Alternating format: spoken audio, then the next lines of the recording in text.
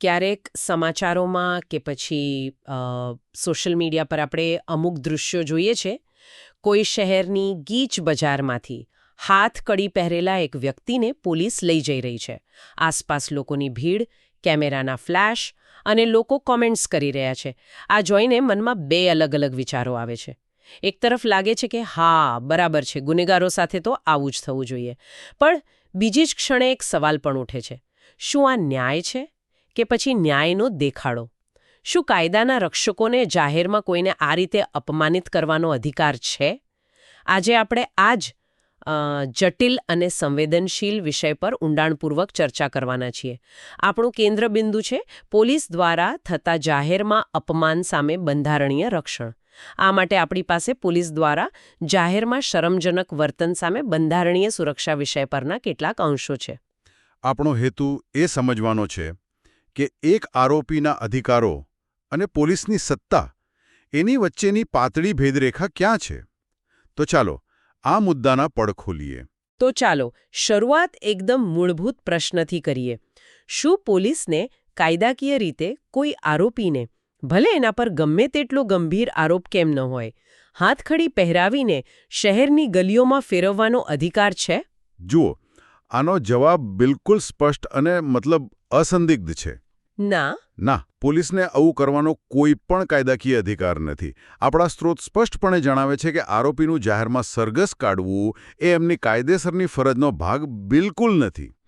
વાસ્તવમાં આ તો એમની સત્તાનો એક ગંભીર દુરુપયોગ છે. પોલીસનું કામ આરોપીની ધરપકડ કરીને તેને કોર્ટ સમક્ષ રજૂ કરવાનું છે, જનતા સમક્ષ તેનું પ્રદર્શન કરવાનું નહીં. ઓકે, પણ અહીં એક દલીલ એવી પણ થઈ શકે છે, અને ઘણા લોકો કરતા પણ હોય છે, કે આવા દ્રશ્યો બીજા ગુનેગારોને ડરાવવાનું કામ કરે છે. હા, એ દલીલ હંમેશા આવે છે. હા, તો સમાજની સુરક્ષા માટે ક્યારેક આવા કડક પગલાં જરૂરી નથી?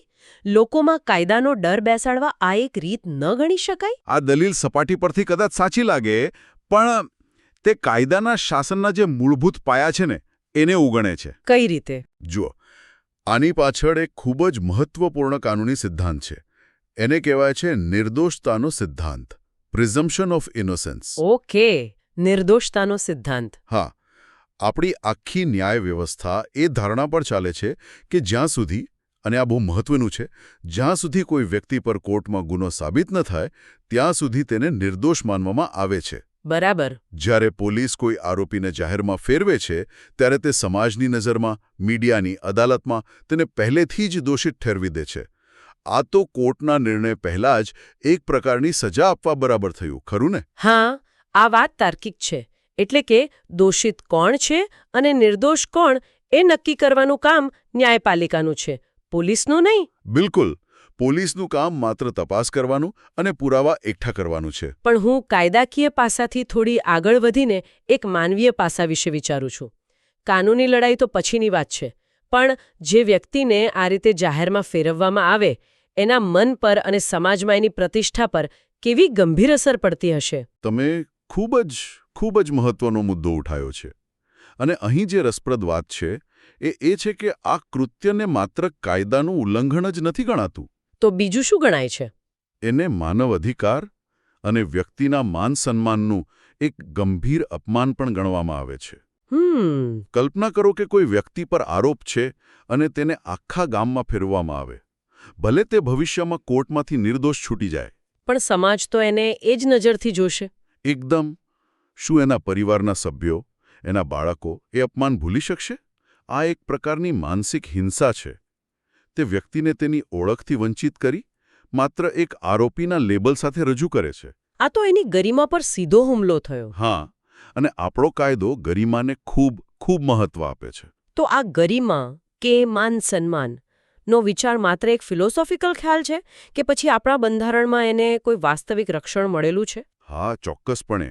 અને આ જ આપણા બંધારણની સુંદરતા છે. કેવી રીતે? ભારતીય બંધારણની કલમ 21 જે જીવન જીવવાનો અધિકાર આપે છે. બરાબર, જીવન જીવવાનો અને વ્યક્તિગત સ્વતંત્રતાનો અધિકાર. પણ વાત એમ છે કે શરૂઆતમાં આનો અર્થ બહુ સંકુચિત હતો. મતલબ ખાલી શારીરિક અસ્તિત્વ ટકાવી રાખવું. ઓકે. પણ સમય જતાં ન્યાયપાલિકાએ આ અધિકારનું અર્થઘટન એટલે ખૂબ જ વિસ્તાર્યું. કોર્ટે અનેક ઐતિહાસિક ચુકાદાઓમાં કહ્યું કે કલમ 21માં માત્ર શ્વાસ લેવાનો જ નહીં, પણ ગૌરવ સાથે જીવન જીવવાનો અધિકાર પણ સામેલ છે. Right to life with human dignity. એક મિનિટ, આ વાત મને ખૂબ જ રસપ્રદ લાગી. મતલબ બંધારણના ઘડવૈયાઓએ જીવન શબ્દને માત્ર શ્વાસ લેવા પૂરતો સીમિત નહોતો રાખ્યો, પણ સન્માન સાથે જોડ્યો હતો. હા, અને કોર્ટે એને એ રીતે જ સમજાવ્યો.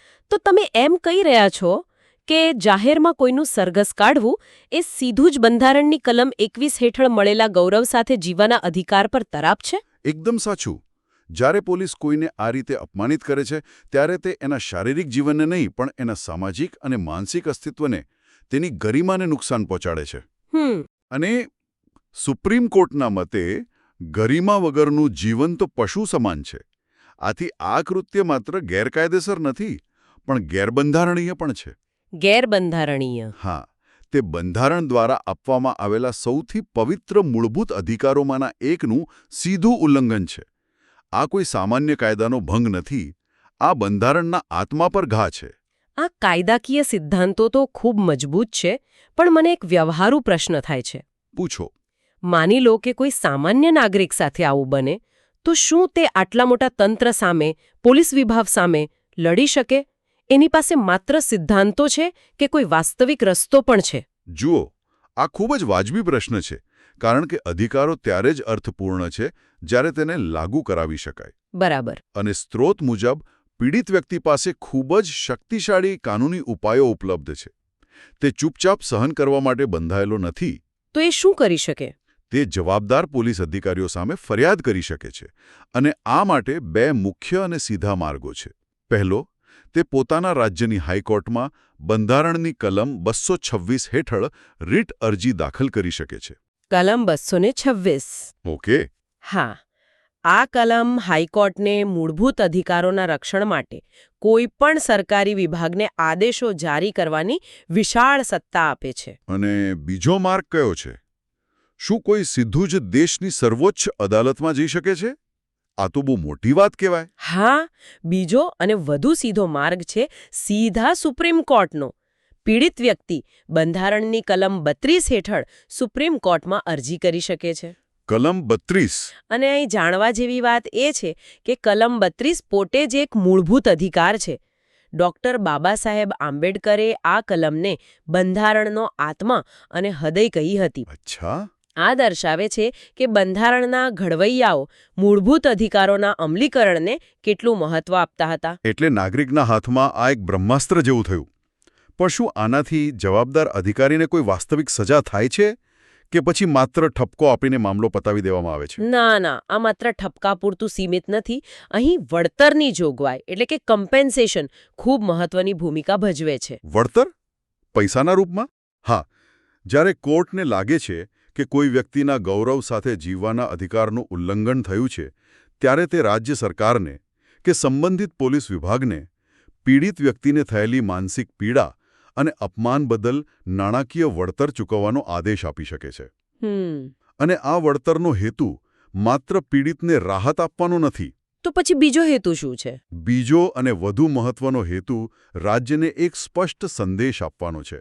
સંદેશ એ કે તેના અધિકારીઓ દ્વારા નાગરિકોના મૂળભૂત અધિકારોનું ઉલ્લંઘન સહન કરવામાં નહીં આવે. બરાબર. જ્યારે રાજ્યની તિજોરીમાંથી એટલે કે કરદાતાઓના પૈસામાંથી કોઈ અધિકારીની ભૂલ બદલ વળતર ચૂકવવું પડે છે, ત્યારે તે આખા તંત્ર પર એક દબાણ ઊભું કરે છે. ભવિષ્યમાં આવી ભૂલો ન થાય તે માટે. બિલકુલ. તે એક પ્રકારનો નાણાકીય દંડ છે જે દર્શાવે છે કે આ કૃત્યને કેટલી ગંભીરતાથી લેવામાં આવે છે. આ ખરેખર મહત્વનું છે. તો આ આખી ચર્ચાને જો આપણે એક સાથે જોઈએ તો આનો અર્થ શું થયો? આ બધાનો સાર શું છે? જો આપણે સમગ્ર ચર્ચાને જોડીએ તો તેનો સીધો અર્થ એ છે કે આપણે એક એવી લોકશાહીમાં રહીએ છીએ જ્યાં કાયદાનું શાસન સર્વોપરી છે, વ્યક્તિનું શાસન નહીં. રૂલ ઓફ લો. હા, રૂલ ઓફ લો. પોલીસ કાયદાની રક્ષક છે, ભક્ષક નહીં. એમની ભૂમિકા કાયદાનું શાસન સ્થાપિત કરવાની છે, કોઈનું જાહેરમાં અપમાન કરીને શેરી ન્યાય કરવાની નથી. શેરી ન્યાય, બરાબર કહ્યું. જ્યારે પોલીસ પોતાની સત્તાની મર્યાદાઓ ઓળંગે છે અને બંધારણીય અધિકારોનું ઉલ્લંઘન કરે છે, ત્યારે તે માત્ર એક વ્યક્તિને નુકસાન નથી પહોંચાડતી, પણ તે સમગ્ર ન્યાય વ્યવસ્થાના પાયાને નબળું પાડે છે. તે જનતાનો પોલીસ પરથી વિશ્વાસ ઘટાડે છે. આ સંતુલન જાળવી રાખવું એક સ્વસ્થ અને પરિપક્વ લોકશાહી માટે અત્યંત જરૂરી છે. તો આજે આપણે ખૂબ જ સ્પષ્ટ રીતે સમજ્યું કે પોલીસ દ્વારા આરોપીનું જાહેરમાં સરઘસ કાઢવું સંપૂર્ણપણે ગેરકાયદેસર અને ગેરબંધારણીય છે. હા, તે માત્ર કાયદાનું જ નહીં પણ માનવ ગૌરવ અને બંધારણની કલમ 21 હેઠળ મળેલા ગૌરવ સાથે જીવવાના મૂળભૂત અધિકારનું ગંભીર ઉલ્લંઘન છે. અને સૌથી અગત્યની વાત એ છે કે જો કોઈ નાગરિક સાથે આવું થાય તો તે લાચાર નથી. બિલકુલ નથી. તેની પાસે હાઈકોર્ટ કે સુપ્રીમ કોર્ટમાં જવાનો અને પોતાની ગરિમાને થયેલા નુકસાન બદલ વળતર મેળવવાનો સ્પષ્ટ અને શક્તિશાળી અધિકાર છે. બરાબર. અને આ સમગ્ર ચર્ચા એક મહત્વપૂર્ણ પ્રશ્ન ઊભો કરે છે જેના પર આપણે સૌએ વિચારવું જોઈએ. કયો પ્રશ્ન? જ્યારે કોઈ ગંભીર ગુનાના આરોપીના અધિકારો અને સમાજની સુરક્ષા તથા ન્યાયની માંગણી વચ્ચે ટકરાવ થાય ત્યારે સંતુલન કેવી રીતે જાળવવું?